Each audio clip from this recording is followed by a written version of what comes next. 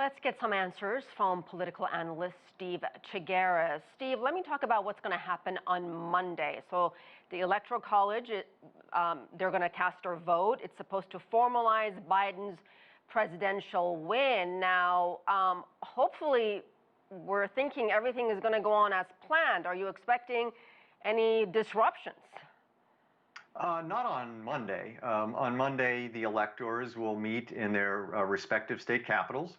And because the electors are representative of one candidate or the other, depending on who won the state, they will cast their votes, sign the papers, and then the papers get sent off to the vice president and Congress, and then Congress will count those votes and make it official on January 6th.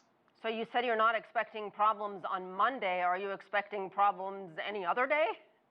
Well, so January 6th, when Congress gets together to count those votes, there's some rumblings among some Republicans, especially in the House, who are saying perhaps we can try to upend all of this. And what they could do is object to a specific state's electors. But the way the process works is you would need one House member and one Senate member to raise an objection, and then what winds up happening is they would go into a meeting, discuss it, and vote on it, and unless both houses, the House fully and the Senate fully, vote to approve the objection, which is unlikely considering the House is run by Democrats, then those votes will eventually count. So they could possibly slow things down on January 6th, but there's no expectation that any electors will not be recognized on January 6th. Steve, some of these electors say they've been threatened and harassed.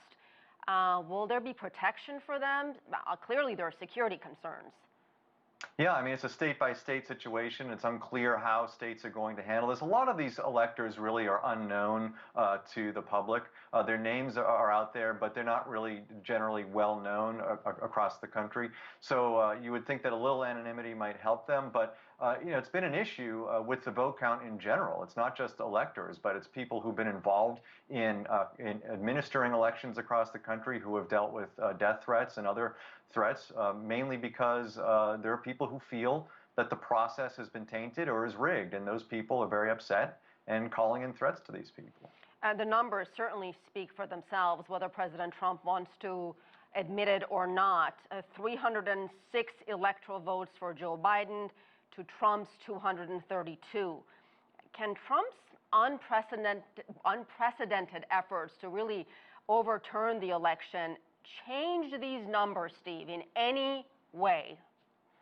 Well, there's one last-ditch effort. I mean, they're still trying in state courts to try to overturn some things, and they keep getting thrown out pretty quickly as they get filed. But the Supreme Court is listening to a suit right now, or considering a suit right now, from the Texas Attorney General, who's a Republican, basically arguing that 4 states, their votes should be overturned because of pandemic-era regulations saying they were not, the votes were not set up properly or legally. And so they're trying that. The Supreme Court is looking at that.